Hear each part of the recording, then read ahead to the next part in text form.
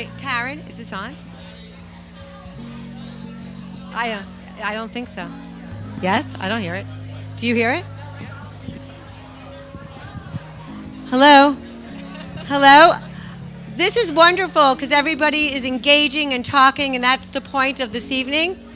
But if everyone would take a seat, that would be wonderful. Thank you. No, seriously, it's wonderful to see everyone talking and getting to know each other. That's the beauty of the JCC.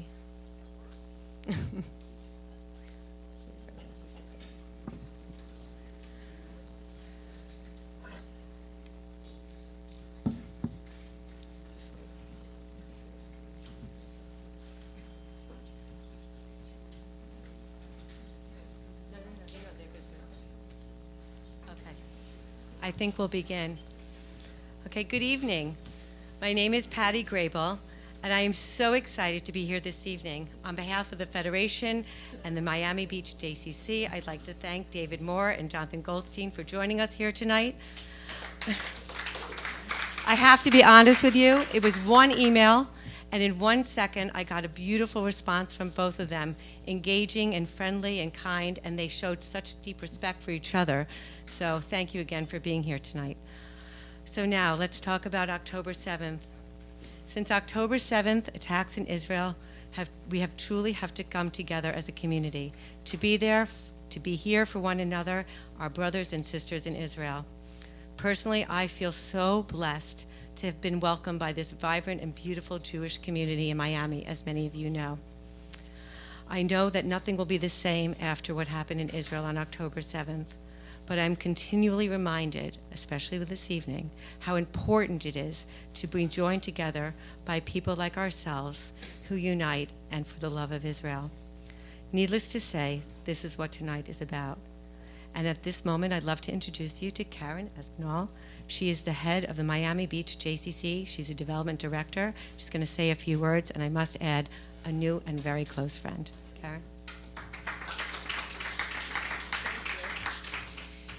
Thank you. I want to welcome you all to the Galbit Family Miami Beach JCC on the Simpkins Family Campus for this very special program tonight. I know that there are many of you who have not yet been to our JCC, who are here for the first time. I want to give you a very special warm welcome. What took you so long? We've only been here for 11 years or even longer prior to this building being open, but really it's wonderful to see this room filled, and this is what we do here, and it's just it's beautiful that we can come together for a program like this tonight. As Patty said, I am Karen Sepsimal. I'm the development director here at the JCC, and I've seen our arts and culture program continue to grow and flourish over the last 11 years, now under the direction of Noam Shumak, assisted by Debbie Sack. They're doing a really amazing job of bringing such a variety of programs here throughout the year. I want to thank all of our patrons and sponsors who help make this possible through their generous support. I strongly believe in the power of community and the impact we make on the hearts and minds of the people who walk through these doors every day. And it is through arts, the arts and programs like the one you're about to experience tonight that we can make positive change in this world. I want to especially thank Patty Grable, who made tonight possible. And really whose passion I admire so much. Thank you to Catherine Steinwartz and Jeff Levine and our partners at the Greater Miami Jewish Federation, and of course to our Miami Beach Arts and Culture Committee, co-chairs Linda Schechter, Holly Levy, and Matil Simankis-Bister, who came... What? Matil Simankis-Bister, I know your name.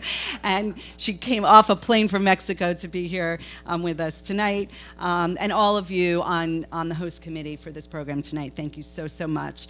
And now I'm going to hand it back over to my friend Patty to introduce our speakers tonight. Thank you. Okay, before we introduce the speakers, we're just going to talk a little bit about Federation and JCC. So on October 7th, the Jewish Federation System launched a historic campaign to support Israel that has now surpassed $775 million. It's amazing. To do this, in part, is the support of the fund of the Miami Federation ran an Israeli emergency fund, which raised close to $30 million. Thanks to all of your support, we've been able to fund a wide range of humanitarian organizations in Israel.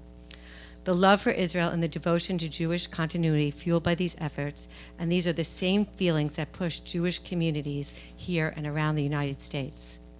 Federation is here and has been in our community for 85 years. This year we're responding to critical needs in Israel. Last year it was Ukraine, and the year before Surfside, and the year before that, COVID. We never know what the next crisis will be, but we do know that Community Federation will be prepared for that. Federation's annual campaign is the engine that drives our community, providing support for social services, 3 JCCs, including the beautiful one we're in here today, and 10 Jewish day schools. I personally am so proud to be associated with Federation, and I would like to encourage all of you to get involved. If you're living here in Miami, sleeping, eating, enjoying the beaches, well, you know what? It's wonderful to give back to the Jewish community here, not only to live here, but to plant the seeds, grow them, water them, and reap the benefits. Miami is just that. So, with that said, if you have any connection to speakers or a space that you would like to share, please reach out to us. We want you to be meaningfully involved. And this is a time that we do really need to work together to ensure the strength of the Jewish community. And with that said, I am proud to now introduce our speakers. We are here tonight to hear from Jonathan and David, both champions of the Jewish philanthropy and Jewish continuity. I met Jonathan in 2019 at a UGA New York mission to London, where he spoke with such speakers as Tony Blair and Rabbi Jonathan Sachs. And I had the honor of watching Jonathan, and a few months later in conversation with David Moore, whose dedication to UJA, I must say, is only matched by your dedication to Israel, David. And I am quite an admirer of that. I need to note that personally. And their conversation took place at Central Synagogue. While many of us are anxious as to what to do since October 7th, David and Jonathan have been on the ground witnessing firsthand how American Jewry should show up, and they are leading the charge. I feel so privileged to know these two outstanding men, and it is very rewarding for me and all of us here to have you tonight. So a little bit about both our speakers. Jonathan Goldstein co-founded Kane International in 2014, and since has grown it into a privately held investment firm worth over $16 billion in assets under management, spanning real estate, debit, equity, and private equity. He started his career as a lawyer, becoming a partner at age 28, and one of the youngest ever chief executives of a city law firm at age 32. Under the stewardship, the firm grew significantly and is awarded the Law Firm of the Year on multiple occasions. Under Jonathan's leadership, Kane has become a major player in Miami real estate with the Tower building in 830 Brickell. They are about to rebuild the Delano Hotel and several other sites. Jonathan serves on the boards of the Chelsea Football Club, Amman Resorts, the Maslow Hospitality Group, Competitive Socializing, Prezzo, and the St. James. He is the immediate past chairman of the Jewish Leadership Council, the umbrella organization of the UK Jewish community, and the chair of the Trust of the Chief Rabbi and the United Hebrew Congregation of the Commonwealth. He has held many positions in the UK and is best known for his leading fight against Jeremy Corbyn, and then leader of the Labour Party, whose Jewish community outed him for his avid anti-Semitism. David Moore is a chairman of and the CEO of Moore Holdings. He invests in and manages a variety of private companies. He is currently CEO and majority owner of 7 Renewal by Andersen replacement window businesses around the United States with 2,000 employees. In recent years, David has held a wide range of executive positions, including CEO of Register.com, board member of several firms, including Spanx and CBS MarketWatch.com. He is also vice chair of Marquis Jet, which is now part of NetJets. David is also a minority owner of the Atlanta Hawks NBA basketball club. I see a Chelsea football and basketball thing in our next talk. David is also involved in a variety of philanthropic activities. He has just completed a 4-year term as chair of the board of the UJA Federation of New York, having served previously as our general campaign chair. He has a long-standing involvement with Jewish Board of Families and Children's Services, where he served as vice president. Additionally, David is involved in a wide range of educational social services and communal organizations, including former chair of City Parks Foundation and Central Synagogue.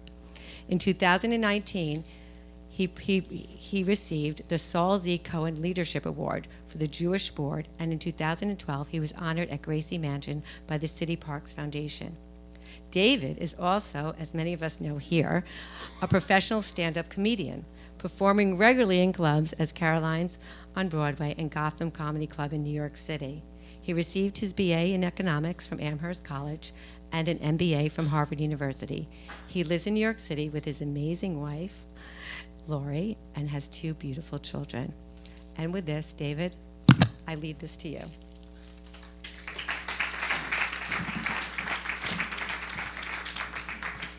You know, Patty, you said you've cited COVID, Surfside, the war in Ukraine, and now this. I often say that Federation deals with 1 in 100-year episodes about every 16 months or so, something like that. So, and thank God that we have Federation and we have great philanthropy to help us through those times. So thank you, and thank you for all you do down here as well. Jonathan, it's great to be here. We have known each other for a few years now and had both private and public conversations. So this is not the first, but certainly a lot has happened since our last conversation. So I wanted to ask you to just give a little bit of background of your leadership in the UK Jewish community, and in particular, sort of, I guess, climaxing with Jeremy Corbyn's almost ascension to Prime Minister back in 2019. So can you just give a little bit of history with that, maybe your own personal history in getting involved with that. So.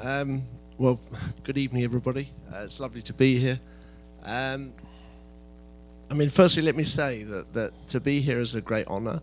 To hear the amount of money that this organization has raised together with, I know, the other federations around America, it's truly mind-blowing to think that almost $750 million has been raised by the Jewish community in America for Israel since 7th of October. It's mind-blowing. You should be very proud to be part of that process. I mean, when you look at the Jewish world, it really is Israel and America and the rest. And we're part of the rest, and that creates different dynamics and different threats. And I think you should be very proud, certainly in the communities that I know in America, of the way in which you represent yourself in America and the way in which you're flag bearers for Israel. Also, the food's good, so thank you for that. Has to be a Jewish event with a bit of food.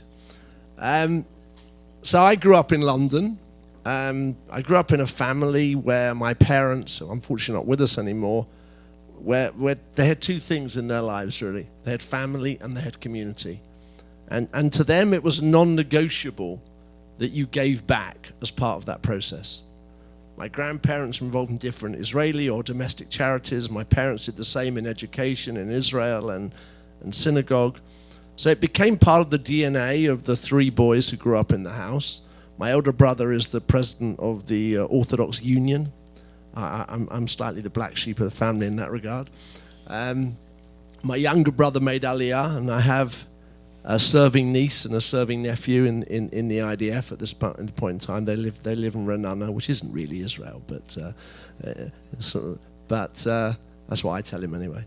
And I live in London, and being part of the community has always been, as I said, part of what we've done from a very, very young age. So through my greatest memory, probably from early years, is that at the age of 16 they used to choose 7 kids every year as part of B'nai B'rith and send them to Camp America out in Pennsylvania. And I was chosen, the gobby young kid at the age of 16, And you did New York, Philadelphia, Washington, and then you went on camp for 6 weeks, which is a hugely formative part of my leadership training and my leadership experience being out in America at that very early age. And so it carried on through university, and then through very, very many different charities in the community. I've been on the board of Jewish Care, which was the leading social care organization in Britain for our senior for our senior members of our community. My wife and I are presidents of the Camp Simcha in the UK, which provides services to children with life-defining illnesses, and so on and so forth. And I think the reason that I've always had a gravitation towards the activist, the more political end of the world. It's really where my passion has been. And that culminated in a role as the chair of the equivalent to the Conference of Presidents in the UK. So we, all the communal organizations formed together under what's called the Jewish Leadership Council. And in 2015, Jeremy Corbyn was elected as the leader of the Labour Party. And he was known from day one to be trouble for us. Many, many instances I could give you, but calling Hamas his friends, and Hezbollah, I should say, inviting random troubling Islamic preachers and militants to the House of Commons to have tea with him, etc., etc., etc. But just to frame it, the Labour in the UK historically gets what % of support from the Jewish community? Well, see, as we grew up through generations, to be Jewish was to be Labour. Now, Margaret Thatcher slightly changed that with her entrepreneurial approach to the world, and as the Jewish community went through generations and became more comfortable within Britain, so they gravitated more to the right. But, the Tony Blair years in 1997 through 2010, culminated Gordon Brown as Prime Minister, the Jewish community was very, very solidly behind Labour during that period. So similar in the States to the Democrat Party. Correct. Yeah. So, a soft Labour leader and a soft Democrat leader would be the same attraction to the Jewish community. A Bill Clinton or an Obama or whatever. And, Tony Blair was absolutely, dead center of the Jewish community's feelings, had very many Jewish people around him who obviously felt very comfortable within that process. Look, every community, every society has a degree of latent anti-Semitism in it.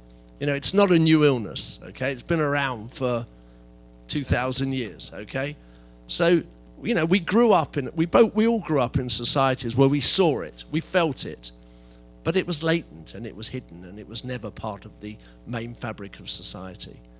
And what happened in 2015 was that we had a leader of one of our main political parties who in 2017 ran Theresa May very, very close to be, in a general election which led to a hung parliament.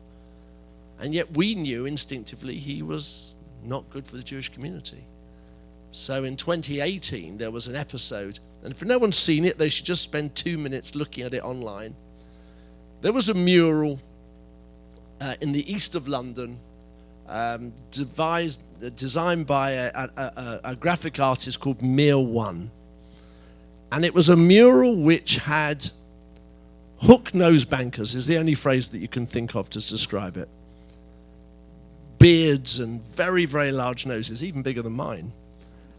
And they were playing chess on a chessboard that stood on the backs of workers of color. And to any normal person, it looked like the type of image that would have come out of Der Stürmer. So a protest started actually a few years before that for have this mural removed, and Jeremy Corbyn pipes up, in the interest of free speech, why is anybody doing this? Now, of course, the illness of the left, of course, is that they never see racism in, they're all for free speech in everything they do, except where they regard it as racism, but they never see racism when it comes to the Jews. This is the problem on the extreme left. So we started a campaign and we called a demonstration of the Jewish community in March of 2018. And we decided to, we did it on a Saturday night for the Monday, and it was a bit nerve-wracking. It was a bit of a potentially foolish thing to do. And I remember we'd agreed to deliver a letter to the House of Commons, to the leadership of the Labour Party at that point in time, a sort of a protest letter.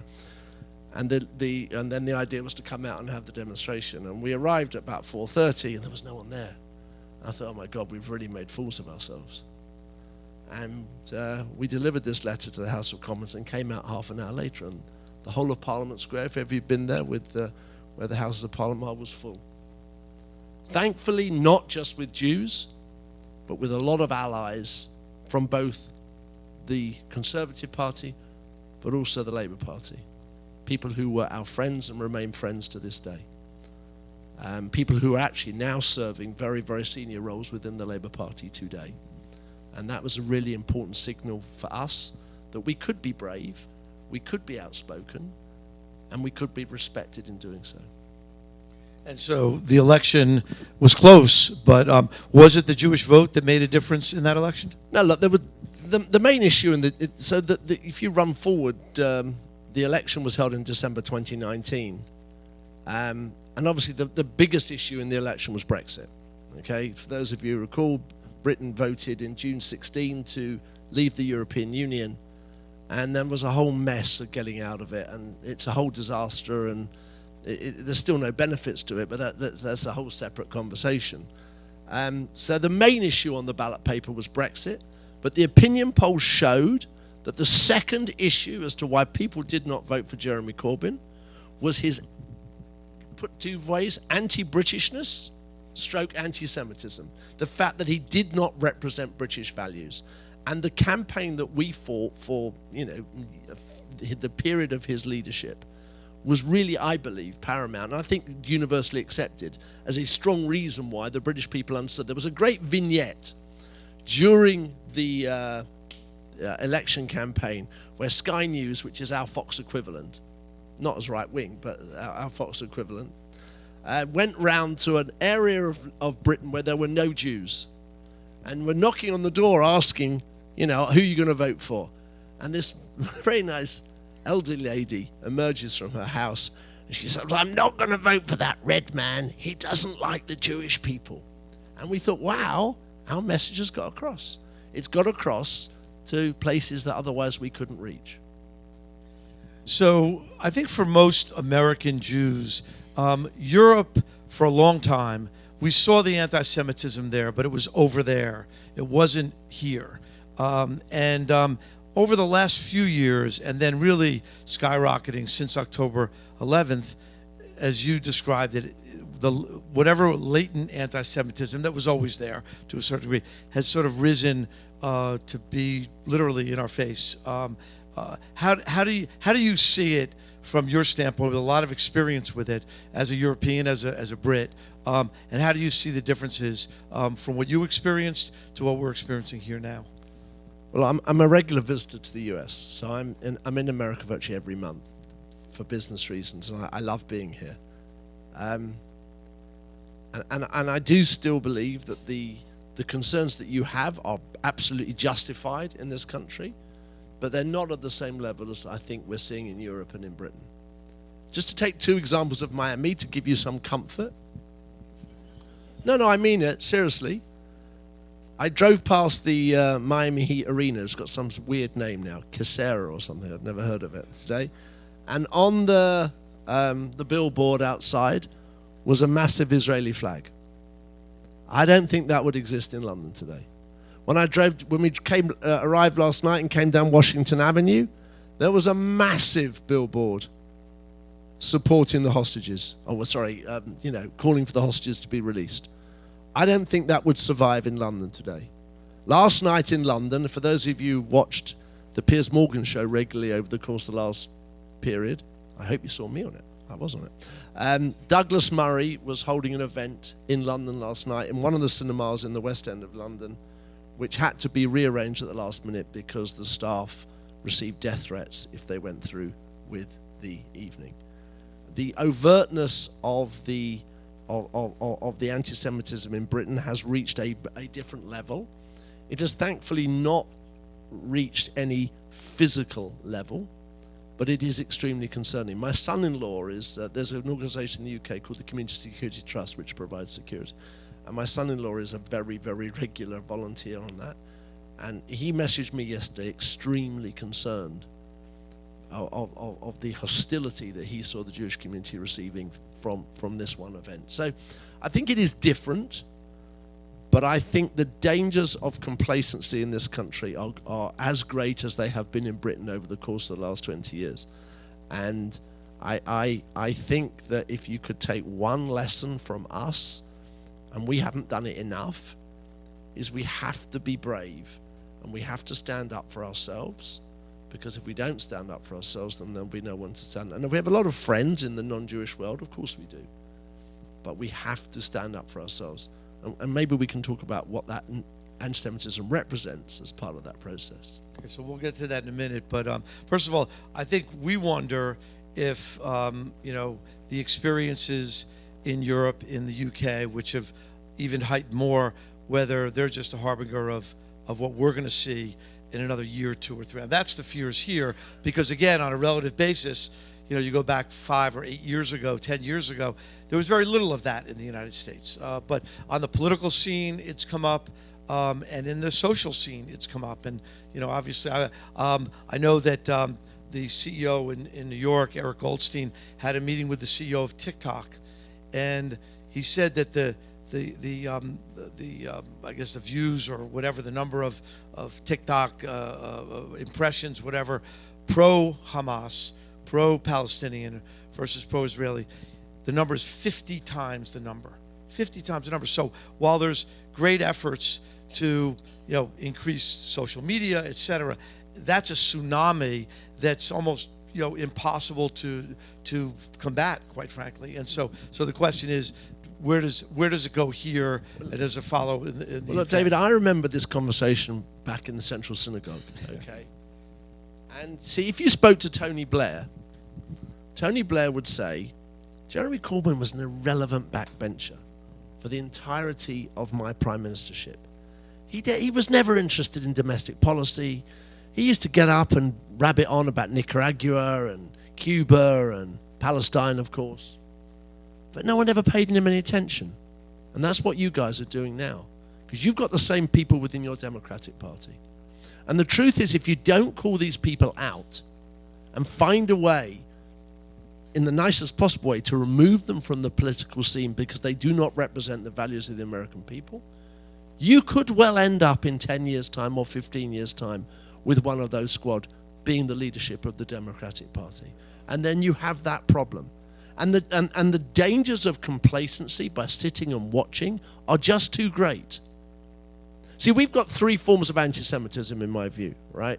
We have the right, which is still there, and which actually still have presented to America and around the world the greatest physical threat to the Jewish community. The Tree of Life in Pittsburgh is the greatest example of that over the course of the last few years. We have Islamic fundamentalists, and it's really important to distinguish that from the mainstream Muslim community, who are not our enemies. And it's really important to make that distinction. And then you have the radical left.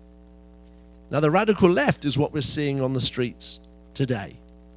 I mean, I saw some billboards being driven around outside Columbia University in the course of the last few days. I saw some pictures of it somewhere. Just classic anti-Semitism. Zionists stealing organs of humans and, stealing people's, just shocking, overt anti-Semitism. And I'm afraid if we don't call it out, and you've been too lax with your own organizations and your own universities, there's absolutely no doubt of that. We all saw that with the congressional hearing.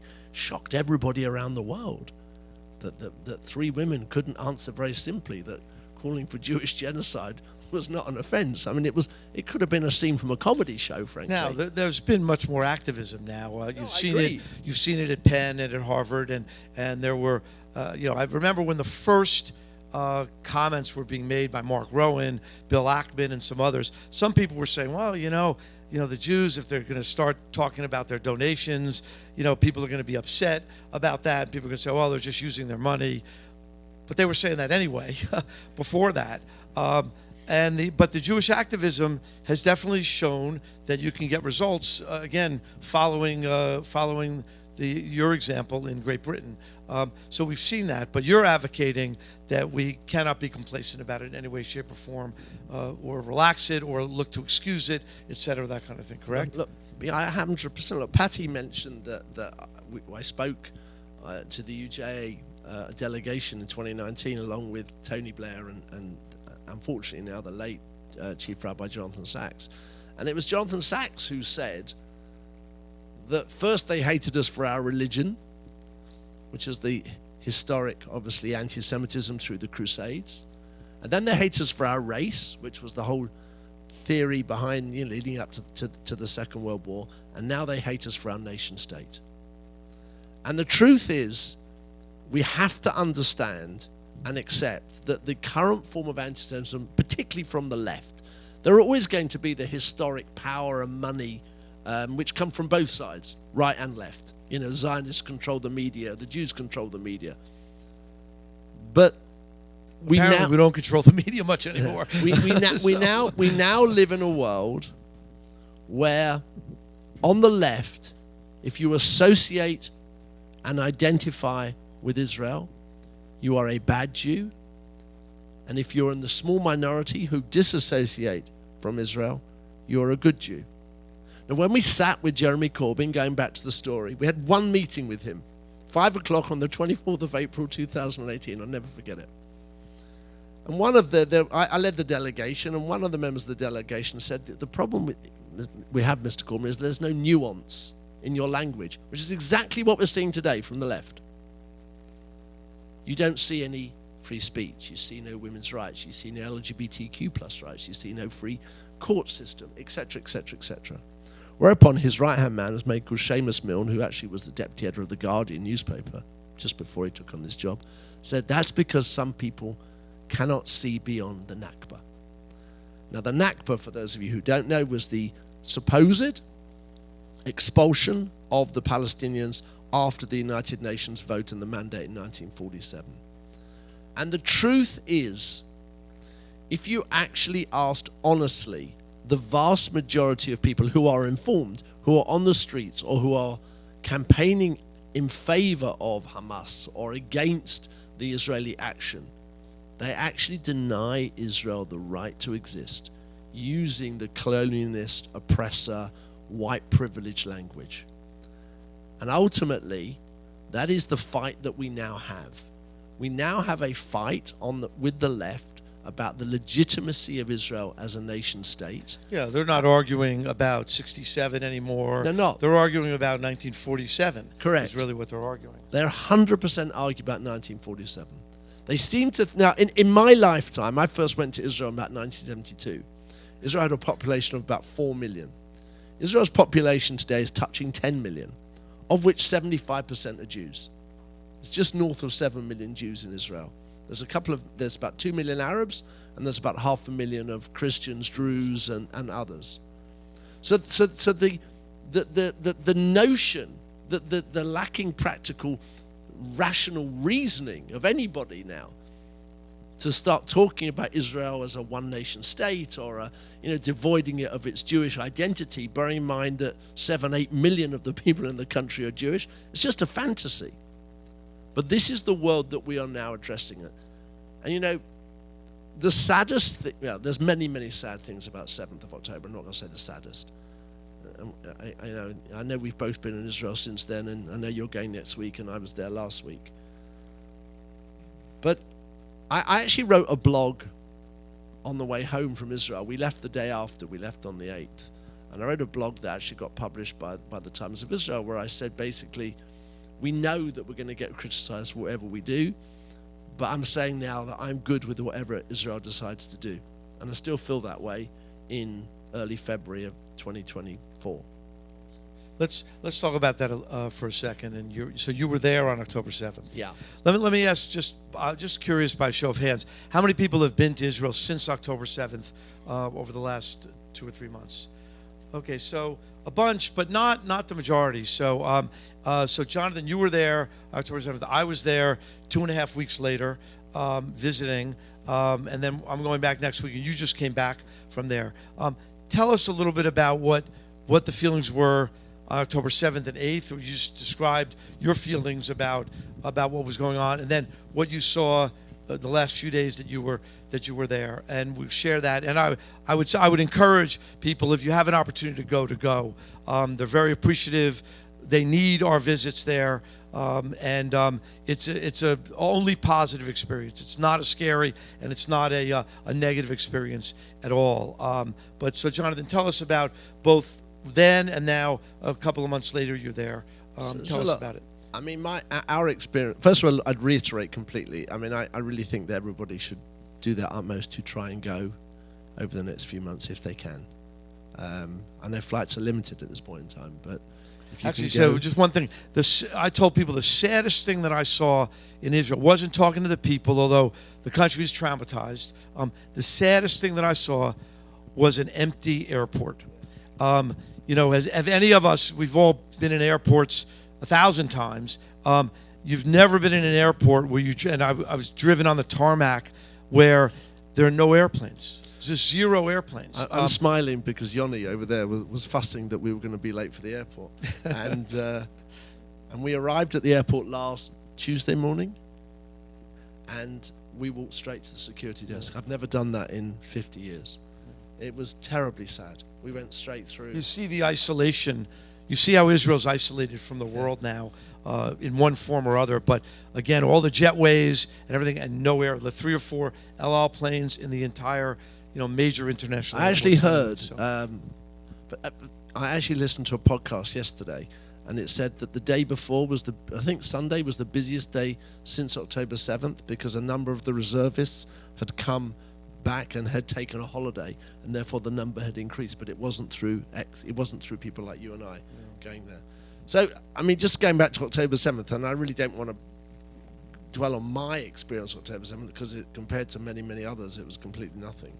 I woke up on October 7th to a WhatsApp from my younger brother, who I said lives in Israel, where I think it said, "Shit day, Ayala's been called up." It's my niece. Sounds like, this is at 7:30 in the morning, terrorists have come across the border and taken hostages.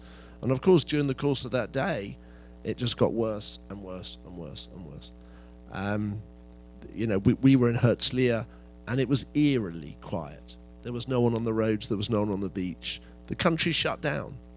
And if you listen to Yuval Harari, who's a really good person to listen to, I mean, obviously he's a great example about how Israel has unified politically during that time. Here was a man on the left of Israeli society, both politics and great thinker, who said that Israel lost its right to govern for a time, lost its independence, and we have to restore that.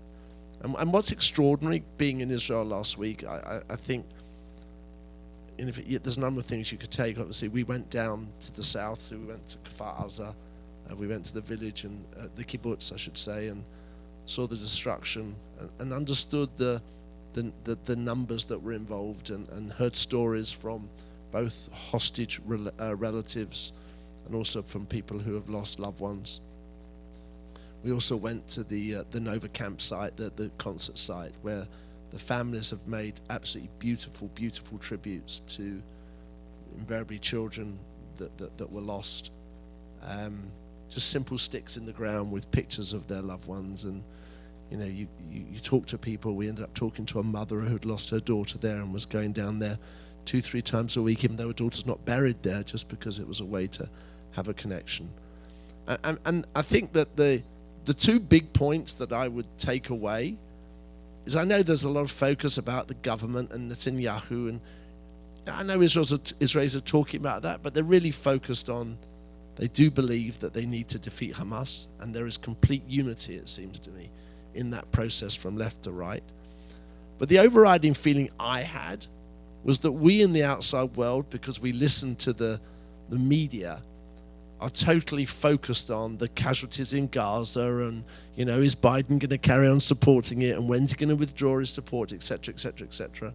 Same in Britain with our government, and David Cameron last week calling, that now was the time for the creation of a Palestinian state, all of which is valid conversation. But for Israel, And the Israelis that we met, I felt they were still sitting shiva. I felt that they were still coming to terms with the trauma of the violation of their country and the feeling that had been built up Israel over so many years that at least within their own country, there's always been terrorist attacks, but they were fundamentally secure. And that for me was the big, and it's clearly going to take a long time for Israelis to come to terms with that.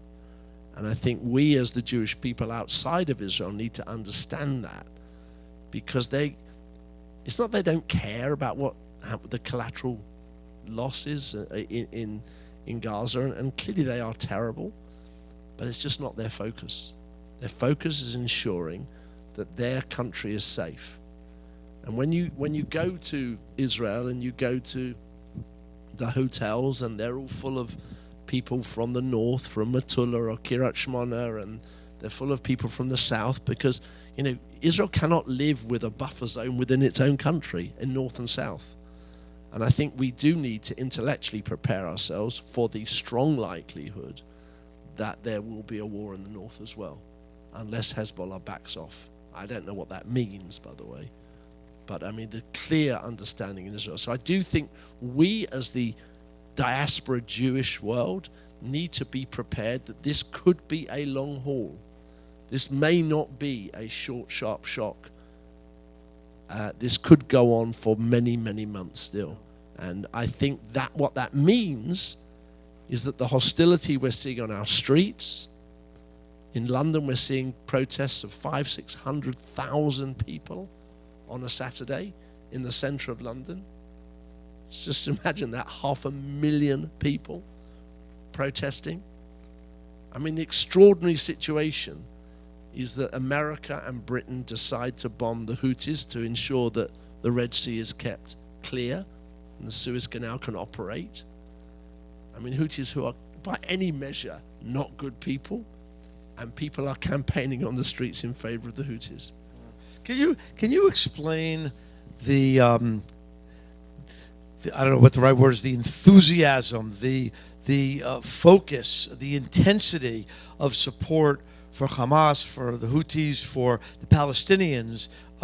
Again, the sympathies. Jews are not. I would say Jews are not good at killing. Okay, we're not good. We don't have the stomach for this. The Israelis have developed that. What's that? We prefer food. So I don't believe even the Israelis are not good. I mean, Golda Meir, said it beautifully when she said, "We can forgive them for killing our children. It will be very difficult for us to forgive them for making us kill their children." And I think that's the spirit of Jews, and that's the spirit of Israel. But given that, now on the flip side, there's this intensity, people ripping down signs and pounding doorways at universities and everything for, in many cases, they don't really know what the thing is. We've all seen the videos. But can you explain that at all? You're seeing it, 500,000 people. When was the last time 500,000 people were protesting in London? I'm going to look over there to my friends. I think in Thatcher's years there was a thing called the poll tax, which brought out a lot of people. I'm trying to think of anything. The Iraq War, sorry. The Iraq War. Thank you, Nicola. Look, I think that we have to look at ourselves, okay, and say, how have we allowed this to happen? How have you allowed it to happen in your universities, and how have we allowed it to happen in our country? Okay, we have lost this argument with a very significant and vocal part of the population, and we need to analyze why that is. I don't have any easy answers. The left has moved from being pro-Russian, anti the Cold War, and into this sort of radical, this radical anti-colonialism, where we are seen as the oppressor, where America is seen as the oppressor and Israel is the arm of the evil Americans. And we are seen as occupiers of a land, We are not seen of people of color. Everybody is in favor of people of color as opposed to, and you could show any number of examples of, be it Muslims playing in the Israeli football team or Druze fighting for, in the Israeli army, Muslim members of the Knesset, etc., etc., etc. And yet we're seen as an apartheid state. So I think that if I could just pick on one thing where I think we can do something better, because I can't answer your question, it's such a difficult question. Interfaith has been one of the great failures in the United Kingdom, and I can't speak for America, and I'd be interested to know if you've got much experience of it. And interfaith has been a great failure because when we've needed our friends, they've run for cover. And the reason they've run for cover is that when things are quiet, we don't have the difficult conversations with them because we're nice people and we don't like to challenge and do these things. So we'll share donuts with someone at Hanukkah, and we'll go and sit with people in their iftar during Ramadan, and etc., etc., etc. through the year. But we don't sit and actually discuss the issues which we know will flare up during difficult times. Yeah. Now, one of the things you and I talked about was both of us have been in Saudi Arabia recently, Abu Dhabi and Dubai. I enjoy going to these countries because I enjoy debating Israel with them when I go there. And you learn from people. And you learn and you try and educate others and educate yourself as to someone's perspective. So I think I cannot answer your question as to how we've lost this argument so badly, but we have. Yeah, it's challenging, and you say that about interfaith.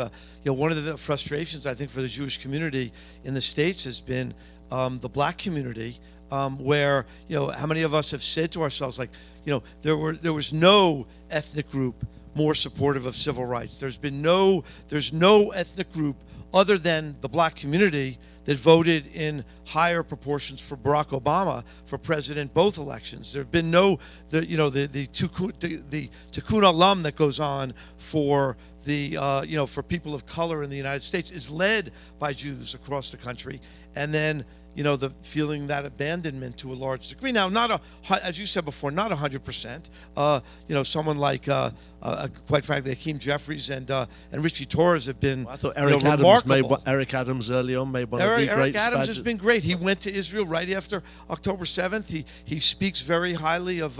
People will they'll be skeptical of it because of support for political reasons, and he was Brooklyn borough president, which has a very large Orthodox community. But I've met him and I've listened to him speak, and I think it's genuine, and I think he has a great admiration for the Jewish community. So it's not 100%, but it is largely our rabbi in New York, Angela Buchdahl, of some renown. She spoke about after October 7th, and she said that she's been very active in an interfaith community in New York, and she said she came back and they couldn't come out with a statement condemning Hamas. And it was I think for her, and she is a person of ethnicity, kind of the poster person for Jewish leadership, that that a person of color, and it was very difficult for her. She's a remarkable woman. She's a remarkable woman. And my wife Lori and I are going on Thursday with her to Israel with a group from Central Synagogue, and I'm looking forward to that. But it is very difficult. So if we take one lesson going forward, is that we cannot let these things stand going forward. See, I'll give you an example where I've been placid in relation to the BBC. I never really believed the argument that the BBC was biased because I brought up with it as in my DNA. And yet, through this dispute, the BBC has been a shocker. And the reason I'm mentioning that is that obviously the worst example it had was with the hospital in Gaza, where the rocket went up, and within 10 minutes the BBC was blaming the Israelis, and then it was shown to be an Islamic Jihad rocket that had imploded and killed people. I think it killed 20 people in the car park of the hospital. And the reason I give that example is that these organizations don't realize their power. When we were in Abu Dhabi in October, November, we went to one of the largest investors in Abu Dhabi, who had a massive screen in their reception, and it wasn't showing Al Jazeera, it was showing the BBC. And you think to yourself, the power of this organization, it has to get its facts right. It has to be objective. And when we don't feel, and we certainly don't feel, it took the BBC 6 to 8 weeks to adopt a form of wording in relation to Hamas. Whilst most people would say Hamas, the terrorist organization, the BBC refused to say that. So now it says Hamas, the organization termed by the British government as being a terrorist organization. Right? It won't call it a terrorist organization. So I think that when I criticize myself, right, in saying I was too placid during my years because I was very happy to use the BBC. I think we all have to look at ourselves because we all have a part to play in this fight. This is our fight. You know, Mark Rowan has said, who's led, I think heroically, quite frankly, criticism of, it got focused on that Palestinian literary conference, and then it got focused on the letter that the president sent the day after October 7th. But really, and he says that it's been going on for a long time, and quite frankly, as a board member of the University of Pennsylvania, I was placid about it. I was relaxed about it. I didn't push the issue, and so I think that's an important message. Well, I just think it's what we can do, right? Yeah. We love living in the countries we live, and we have to preserve the space for us to be happy and comfortable, and to be able to express our Jewish identity in the way we want to. We currently have a situation in London where younger people are scared to wear chais in public, wear kippot in public, and that is not a situation that can be that's allowed, that should be allowed to exist. We have to challenge it, and that sometimes will involve physical confrontation as well, because we have to defend ourselves. Well, we love Douglas Murray, by the way. I think that would be unanimous. We've seen his commentary, his interviews, etc., and it's great. So if next time you see him, tell him thank you from the Jewish community in the United States. So it's great. So I think we'll open it up to questions now, and happy to talk about anything. Happy to throw anything at Jonathan, as you can see. So Carrie. Thank you, JCC and Federation, and obviously David and Jonathan, really insightful. So talked about, the causes, the impetus. Where do you feel Jewish education and foundations, because a lot of it is, our children go to school and BDS says freedom and we don't even know our history. And so what do you think that we can do? I think Hebrew school has dropped by 50%. I think it's a rhetorical question. Yeah. In order to defend your position, you have to know your facts, right? You just have to. And you can educate children at home, you can educate children in Sunday school, you can educate children by getting them to spend time in Israel.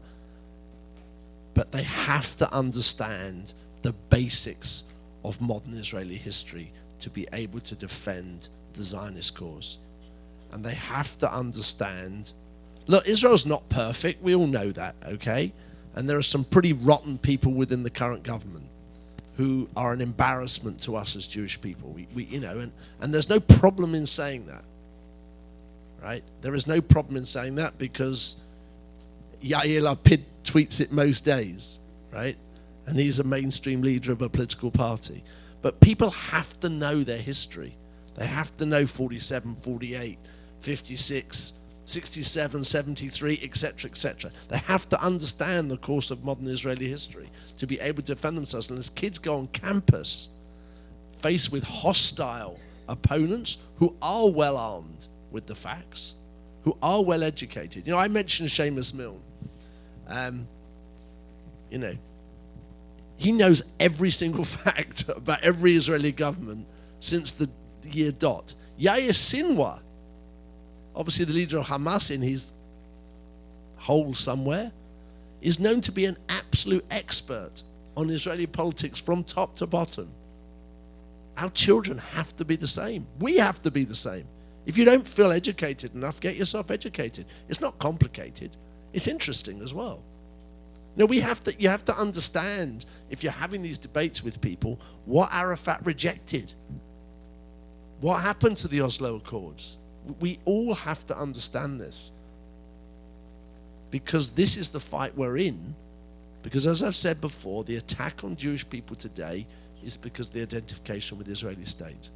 And I would just add, remember that 50-to-1 ratio on TikTok for pro-Palestinian versus pro-Israeli. That's what we're combating. But to be fair, the Muslim community is, probably almost 2 billion strong around the world, and we're 16 million. So but that's the reality of it. That is the reality. The numbers are not in our favor. The denominator is much larger on that side of the equation. So we've still won more Nobel Prizes, though.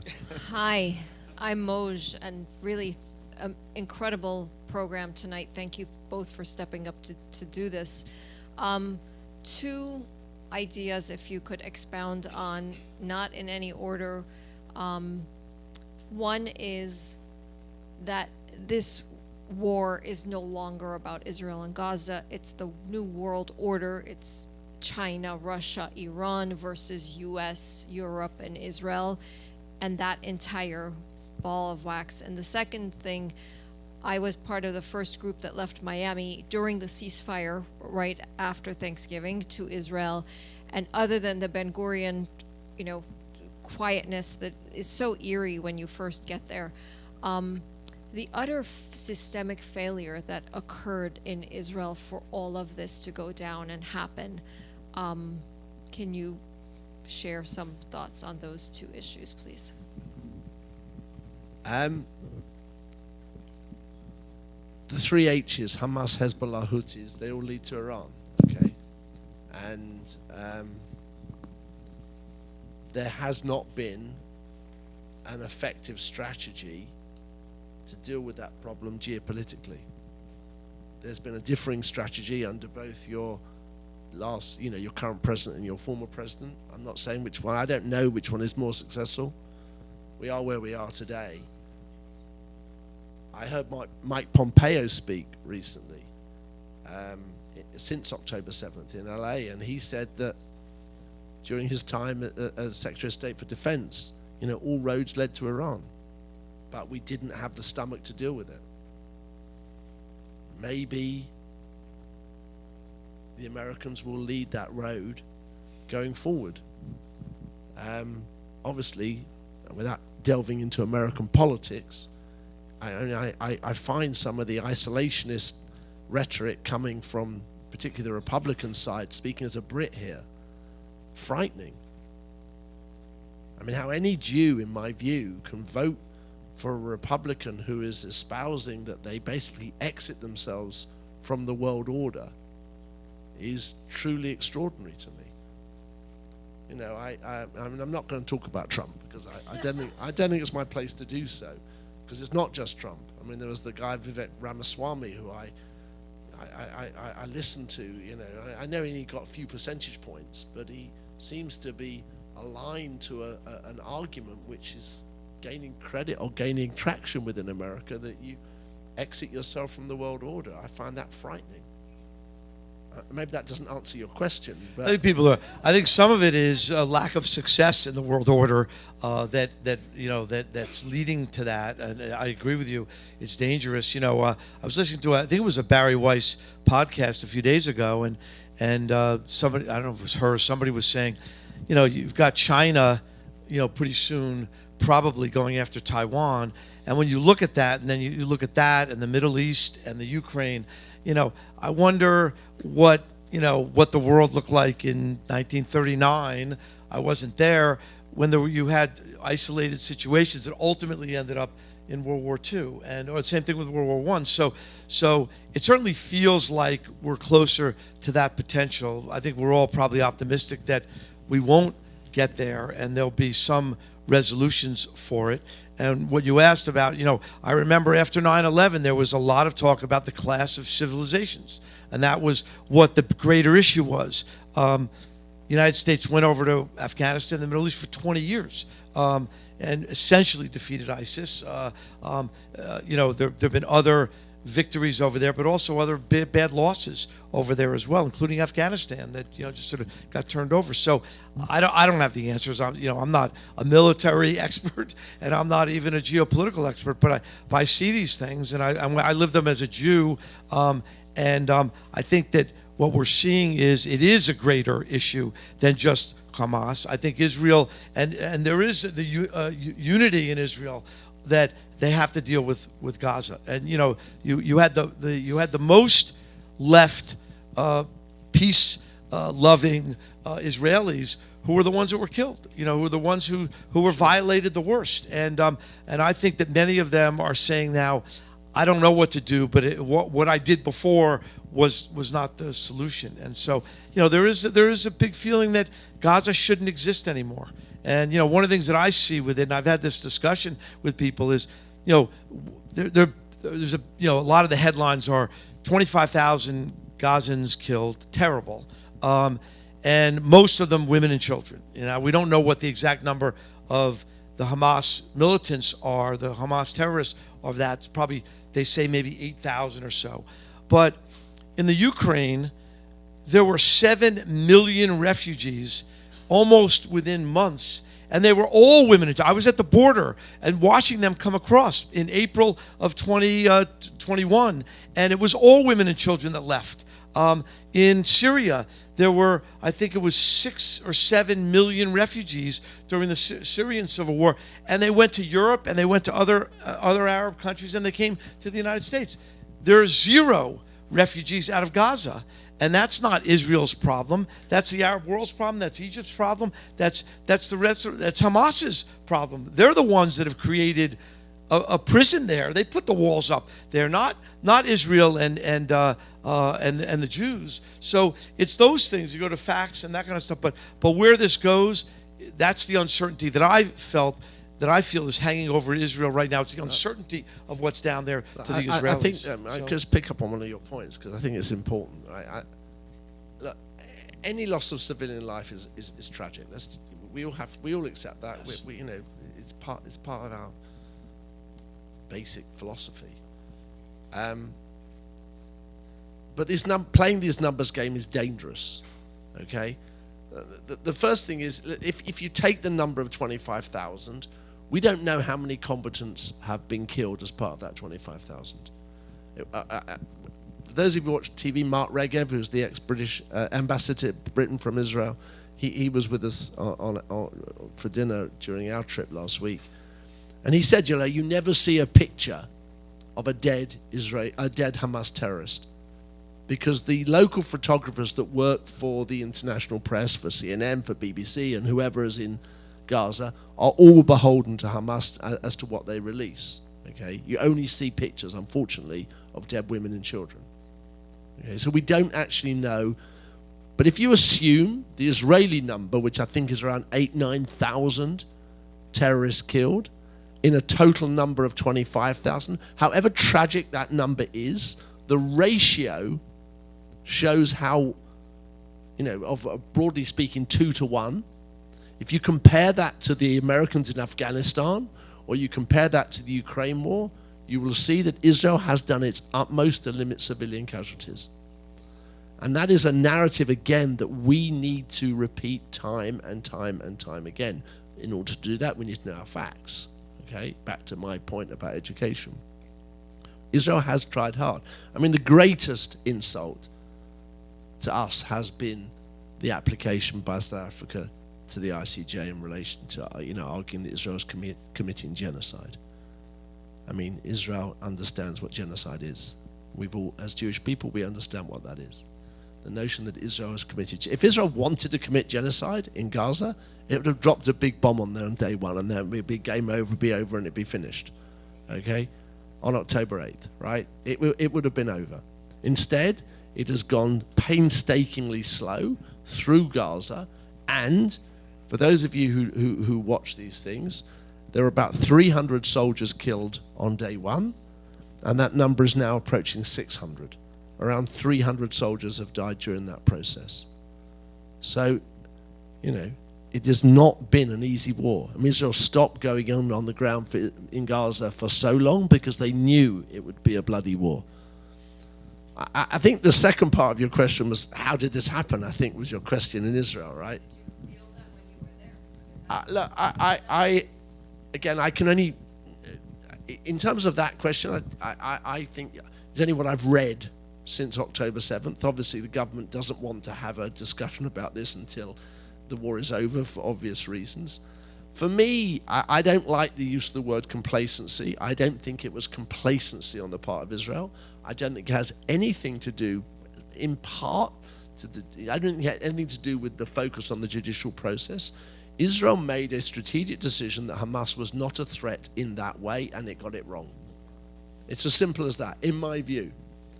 Now, there were other complicating factors to that process, but I think it was a New York Times article early in October that said there were 2 battalions of soldiers in the south of the country. A battalion in Israeli terms is about 500 soldiers. And there were 30 battalions in the West Bank. Now again, that was partly political, driven by some of the lunatics within the cabinet, unfortunately, stoking up hostility in the West Bank and causing the army to be redeployed in that process. But the reason it took so long for the army to react is it's not a quick thing to move a battalion from the West Bank down to the south. It takes probably a day or 8, 10, 12, I don't know how many hours, I'm not a military expert. But if you think about it in that way, I don't think my numbers are exactly right, but directionally there were 1,000 to 1,500 soldiers on the southern border, of which 300 got killed. And there were 15,000 in the West Bank because they had made a political and military assessment that Hamas would not do what it did. The other thing, and speaking to people when I was over there, one was that Hamas did a good job of a head fake to the Israelis that they were satisfied with the status quo, and I think there's also a belief that maybe Hamas was a little bit moving on to governing and not focused on what they did. So that was, again, wrong. And then the other thing was, there was 2 other things. One is they did a very good job of knocking out the communications. So when the soldiers who did go in immediately, there were soldiers there, by the way. It wasn't 8 hours before the first soldier got there. There were soldiers there an hour later. But they landed in a helicopter, and they thought there were 8 or 10 terrorists, and they got attacked by 300, and so they were just ambushed. And so that they weren't prepared for because they took out the communications. And the last thing was, some of it was just bad luck on the Israeli side and good luck on the in on the air side. Like a little like 9/11. How do you hijack 4 airplanes at once and get to the Pentagon, whatever? And it was a combination of things, including a little bit of bad luck. The sun, the moon, and the stars lined up. In Kfar Aza alone, at the end of the second day, I think they said there were 300 dead terrorists lying around the kibbutz come the end of the second day, so on Sunday the 8th. Now, I'm assuming they didn't kill 100% of them, right? So you're looking at one kibbutz which had 950 people on it, miraculously only lost about 65 people through their own defense and their own processes. But there were 300 dead terrorists around the kibbutz come the end of the Sunday. That one kibbutz. That one kibbutz. Yeah. So if you think of the numbers, I'm just going to tell you a little story because I think it's important to understand Israeli mindset. And then we have to get to a few other questions. Yeah. So we met with Tommy, or Tom as his name was, who lived in a small, very simple house on Kfar Aza with his wife and 3 children. They barricaded themselves in. Somewhat miraculously, the terrorists never entered their house.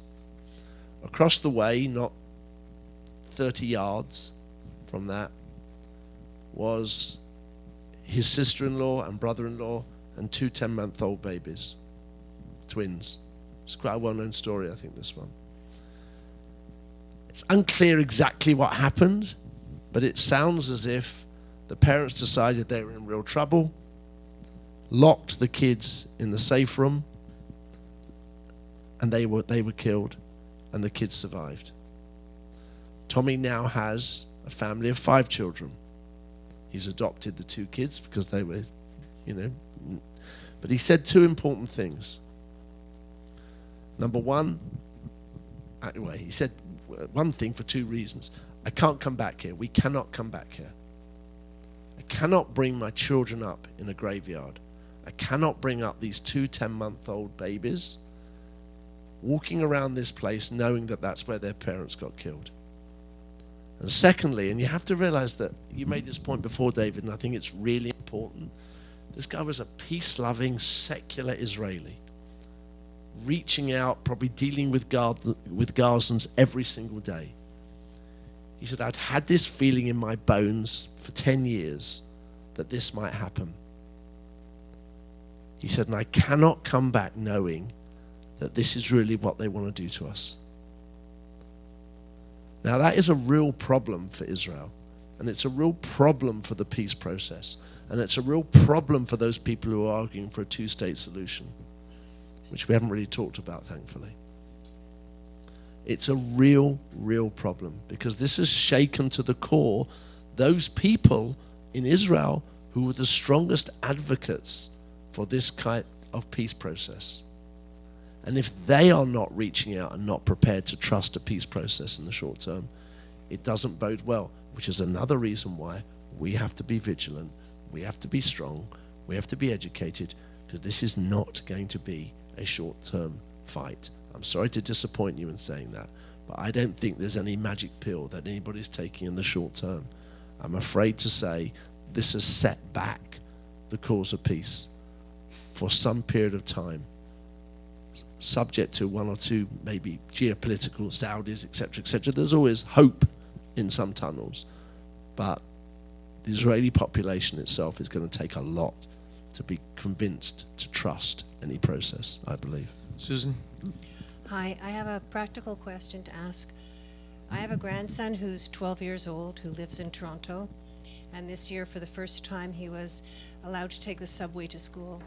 And he came home and he asked his mother, Mommy, what do I do when somebody comes up to me and says, are you Jewish? And, you know, my daughter called me up, and I mean, she's in an intermarriage, and her husband is very, very proud of his Jewish wife and their children, whom he considers Jewish. And she said, what do I say? And I asked her what she said. And she said, I told him to say no. Because anybody who would dare ask a 12-year-old that question and be surrounded by a group of people are only asking for trouble. And my comment to you is, or my question to you is, ethically, what would you tell a little boy? We're supposed to stand up for ourselves, we're supposed to teach them, we're supposed to educate our children to be proud, and our children are our future. But what would you say in a story like that? Well, Jonathan, I'm glad you're here to answer questions like that. I would answer it if it happened in America, but no. No, that's a tough one, Jonathan. Well, look. I mean, it's a sad story, right? Let's just be clear of that. Yeah. On an individual basis, you have to look after yourself. I mean, I think if it was I've got 4 children, they're a bit older than 12. But if it happened to one of my kids when they were 12, I would probably say to them that if they felt in any way threatened, they should do whatever they can to exit themselves from that situation. And that there's no prizes for stupid bravery. You don't get any prizes for that, right? And so for me, that's the advice I would give my own children. I got a WhatsApp from my son-in-law that I mentioned, who does the security stuff, who felt threatened. He'd forgotten I was on the aeroplane. And he said to me on the plane when I was flying over yesterday, because the wonders of wireless on British Airways, on the times that it works, or the British Airways haven't cancelled your plane. And he WhatsApped me and said, can you make sure you're by your phone for the next hour or so in case I need you? I went, Benji, I'm on a plane.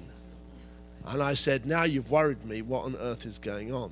And then I, because I like a song, I wrote, Billy, don't be a hero, right?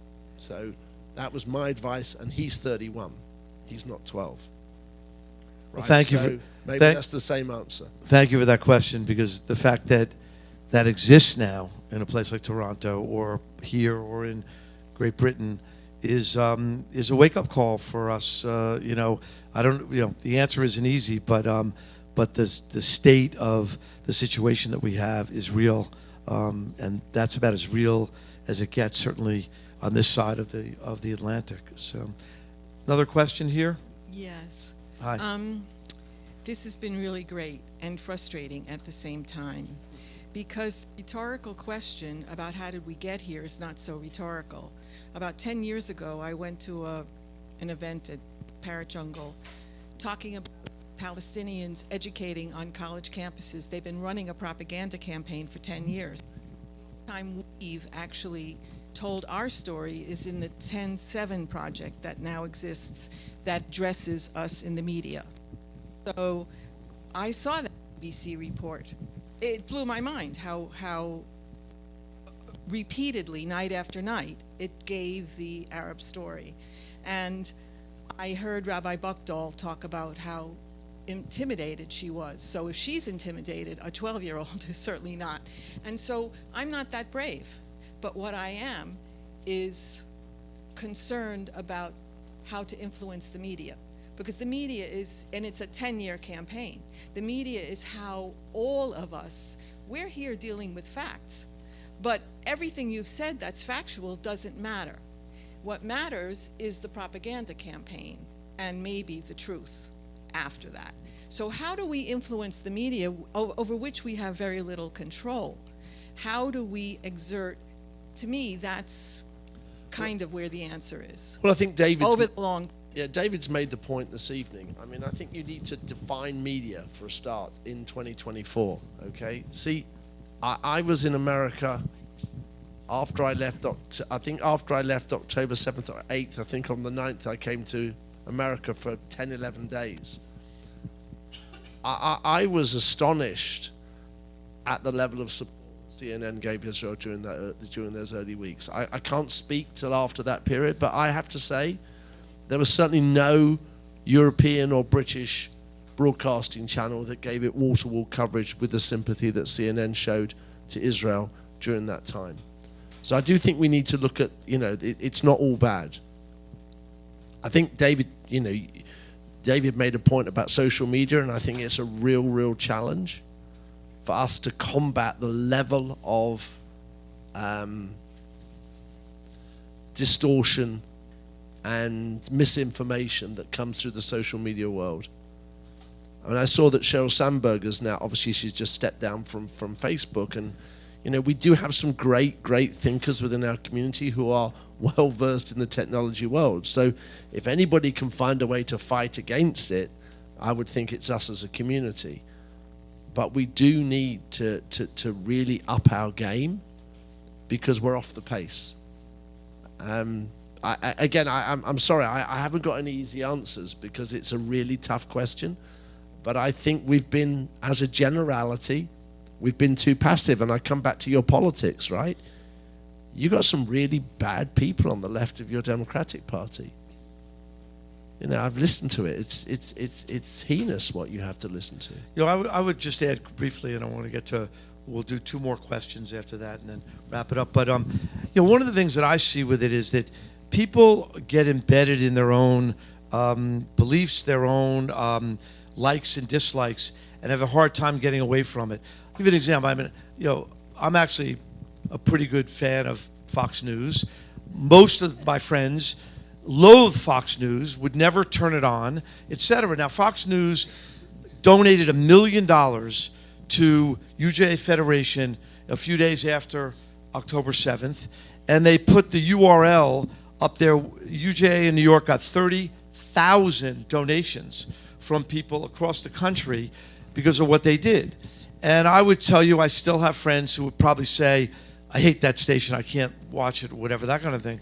On the flip side, the New York Times has been, challenging for Jews in both overt and subtle ways. I have a very close friend of mine who's been at the Times for 35 years, literally out of college. He's been there, I think, his entire career, so probably longer. And I call him about these things, etc. But, so I think we have to stand up and we have to be honest about these things. It's the same thing with, we love Richie Torres. I love Richie Torres. Let me be clear. But there are many people on the right, and I'm actually a registered Democrat, but there are many people in the Republican Party who've been great friends of Israel and great friends of the Jewish people, and maybe they're evangelicals who are pretty reliable actually for us generally. And so I think we have to pick what our priorities are with it. And for me, my priority is Israel and Jews. And so I think we have to be a little more flexible on some of that stuff. I'm not saying it's easy, and I'm not saying it's perfect, but I think we have to think about who our friends are and who they aren't. So let's move on. Yep, Billy. I happen to be one of those friends of David Moore who doesn't agree with Fox News as often as he does. Your preamble was so Loud so everybody can hear you, Billy. You don't have the microphone. So. Oh, I can speak.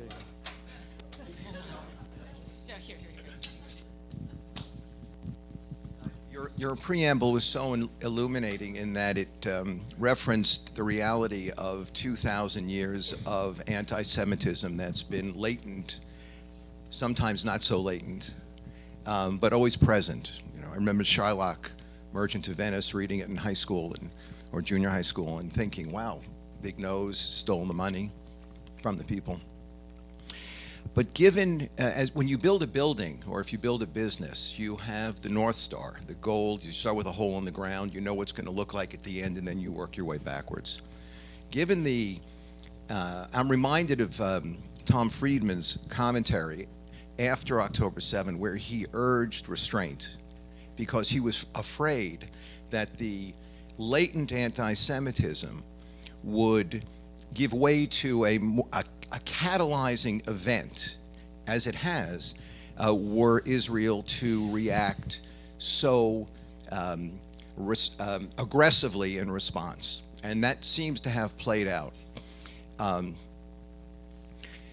Given the fact that we are so small, and it's not only the Muslim community that is an issue of 2 billion, it's many, many other communities around the world that have catalyzed against Israel, have always been catalyzed against Israel.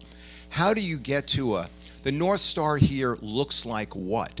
How do you get the uneducated, the Gazan who was removed from his home today, the little boy who watched the uncle dug out of the ground, and now have had those memories imprinted in their heads forever?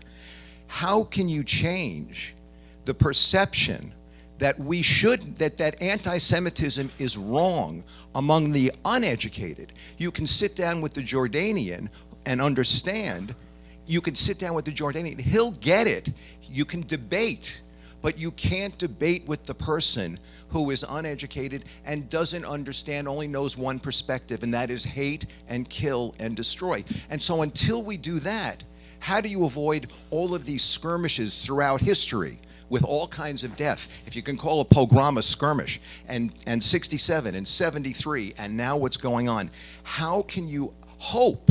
And hope is not a strategy. How can you strategize to end this without first altering the perspective and the permission that anti-Semitism should and can and deserves to exist in the rest of the world?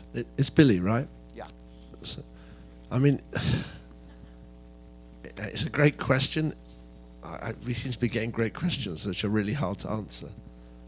I listened to Thomas Friedman on the Ezra Klein show a couple of weeks ago.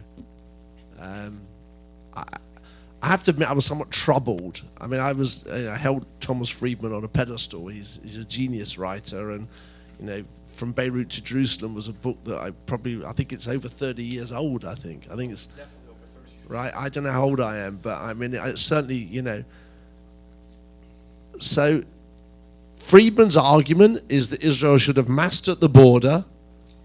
Hamas would have sent all the hostages back, because Israel would have phoned up the Arab states and said, if you don't get the hostages back, we're going to destroy the place.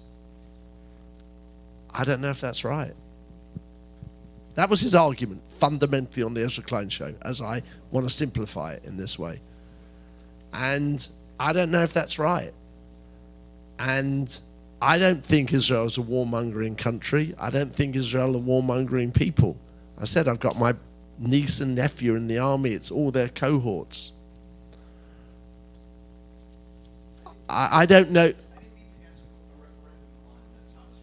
No, he didn't. But no, I think that but the point you made was, okay, that which I think you made, and maybe you didn't mean to make it, but I think you made it, was that the cycle of violence leads to radicalization on both sides and an enmity and a hatred which will take generations to see through. And how does that help Israel and others around them through this cycle of violence? And I think that the problem is that Israel has been outgamed here and sucked into a situation which I don't believe it had much choice other than to be sucked into by evil people who have done this deliberately.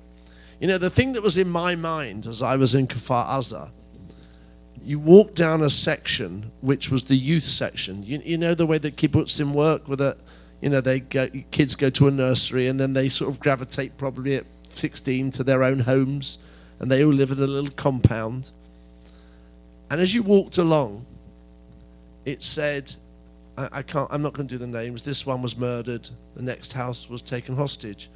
This one was murdered. This one was taken hostage. The thing that was in my head was, how did they choose? Who chose? How was this organized? And you do feel like Sinwar has said, okay, there's 50 of you in a line, 25 of you kill, 25 of you bring back hostages. This was organized to suck Israel into this process. They knew how Israel would respond. They knew how Israel had no other way but to respond, to make its citizens feel secure. We are dealing with an enemy that was prepared to sacrifice their own lives to know they would take a beating in order to create exactly the environment that we are now discussing. The radicalization of their own people, the demonization of Jews around the world. And the thing that got me into this game theory thinking was the whole ICJ process, because it was a brilliant move. You didn't just find this sort of mug country like South Africa to go off and do this. This sort of felt like it'd been lined up in advance. And that's what has worried me about this whole process, which I think you were asking in a different way, but is exactly how I felt. Israel's been sucked into this, but I don't know what else it could have done. I genuinely don't. It could not live with this threat on its border, where openly and repeatedly its leadership have said we want to do this again and again and again. Okay, we're going to have one last question in the back there. On the opposite side of what Billy was sharing, to me, fixing those that aren't educated isn't the problem, because you can't fix stupid. It's the well-educated, which is ourselves and the next gen at great schools that have gone very far left and don't understand anti-Semitism and wokeism. And where my question goes is what does that look like in the UK currently? You see it in the cities. You don't see it to the same degree on campuses. Just explain that to me again. Sure. So much of the young demographics anti-Semitism, from my perspective, is not actually inherently anti-Semitism. It is a focus on the anti-colonialism and anti-oppressionist movement, and they don't understand what those movements actually are. And because they align Jews with being white, they see us as the oppressors, and that is where a lot of what they're pushing out stems from. In the US, much of that is pushed by TikTok, and it's not countered by professors on campuses. In the UK, there's been more of a push to exile TikTok, right? It was banned by Parliament last March, right, for parliamentary devices. Is it going anywhere on campuses in the UK? And what are you seeing from professors on campuses there differently from what you're seeing here? I don't want to pick on your words. I don't genuinely like the idea of giving people a pass by saying they don't understand what they're campaigning against.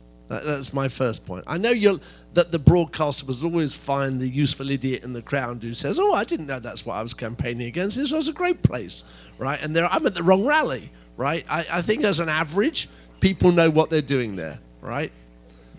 Interestingly enough, our campuses are not as hostile as your campuses. What I saw with these vans driving around Colombo, you would not see in Britain. It would not be allowed. It would not happen. But I said before, and I think it is a really serious worry, that the left, or the extreme left, have adopted this anti-colonialist, white oppressor mindset into which we fall in the wrong camp. And I don't know how long that's going to take to wash through the left system. You know, they've moved through various phases. I made the point about being pro-Russia and, you know, Cuba and Nicaragua, and they always seem to be on the wrong side of the argument. And I say that as someone who is, you say you're a registered Democrat, I'm a member of the Labour Party. So I don't know how long it's going to take. But it's not just wokery in terms of, you know, there are so many issues today where we seem to have, with the pendulum has swung too far on the left of the debate, where we find ourselves getting into trouble in work or in social circles for things which, you know, 30, 40 years ago, we wouldn't even have dreamt about. That doesn't make us right 30, 40 years ago, and you're not old enough to be 30, 40 years ago, but I am. But, I don't know how long it's going to take to wash through. But the only thing that we can do, as I said before, is stand our ground. I mean, I think one of the things you need to understand about Britain, irrespective of everything I've said, we have been blessed with the political leadership that we've had. Obviously, the Rishi Sunak, as the Prime Minister, has been strongly supportive of Israel. But Keir Starmer, who's the leader of the Labour Party since the summer of 20, together with his shadow Foreign Secretary, David Lammy, whose wife is sitting over there, so I have to say that, and is a good friend of mine, have been unashamedly and strongly supportive of Israel since day one. Now, that doesn't mean that they don't believe in a two-state solution. They do, right? But that is a valid political argument, right? But we have been blessed with that level of political support within Britain, more than we've had, because it's on both sides of the aisle. But in terms of the left, it's going to take a long time, I believe, for this to wash through. And I think that the other problem that we have in Britain, okay, and which we can't avoid, is that we have a Muslim community who, at its heart, feel that Israel has fundamentally oppressed the Palestinians over decades. And we have 4 million Muslims in our country out of a population of 68 million. I think you have 4 million Muslims out of 330 million. So as a percentage, it's much higher, which is why you see the numbers on the streets of London. Well, Jonathan, one point is, although the streets are, you'll feel very negative and feel very anti-Semitic in Europe, in the United States, the fact is the countries and the country leadership across Europe, about Germany, the UK, the United States, and even the Arab countries have been pretty supportive of Israel, or supportive by them not turning against Israel, including Saudi Arabia. And I find a little bit of solace, a little bit of optimism in that with the leaders. So my final point, which is what I was going to say. And then we're going to end. My final point, which I was going to say. So I told you I've been in Saudi Arabia twice since October 7th, twice in Abu Dhabi, twice in Dubai. That is the hope. If you want to take some hope going forward, that is the hope. We had dinner. My wife came with me and my 2 non-Jewish partners and their wives. We all went together in the first week of December. And we had dinner at a family who was very close to the royal family. He didn't end up in the Ritz-Carlton, so he obviously is quite close. And he said, when we speak, we will speak for the Muslim world because we've got Mecca and Medina and we're close to speaking. So if there can be positives that come out of this process, it will be that MBS decided that enough is enough. Now that makes it more complicated because Israel will need to change its political environment to be able to do a deal, etc., etc., etc. But the thing I think we really need to hope for is we need to see leadership within the Arab world who have determined that enough is enough. And they help create a solution with Israel as partners, because the Palestinians deserve a solution which treats them properly and treats them in the way that we all expect human beings to be treated. If that happens, then Gamzu Latova, everything is to the best, then there will be some good coming out of October 7th. And I think that's the hope that we should take forward. Oh, one more question. Thank you very much. They gave me the privilege of one more question, but I did want to put in a pitch for something. Right on the point you were talking about. There's a podcast a number of us listen to by Sam Harris, Making Sense, and it's the 5 myths about Israel and the war in Gaza. And the guy, I think he's Jewish. One of his parents is Jewish. His mother, he's atheist, but he has this very calm voice, and if you could do it at 1.5 speed, it's only an hour. If you can't, it's I think an hour. It's an amazing, and he talks about the Muslim. Did you happen to? I don't know if you, but the Muslim world, and just what you're saying about how it's not all radicals. Most of the Muslim world is not radical, but they need to step up and speak. So I just wanted to, talking about getting educated, it's really fabulous. I think what Bob's saying is that we're boring, but Sam Harris is quite exciting. No, not at all. The last thing, I'm joking. Thank you very much. The one thing I didn't hear is you were talking about the college campus. You were asked about the college. I'm not sure I heard. What is it like in Britain? I'm saying that the level of hostility towards the Jewish community in Israel is strong, but not as strong as it is in America. The activism is stronger in America. I think we've lost the audience. Thank you, Jonathan. We appreciate it. Thank you. I'm not.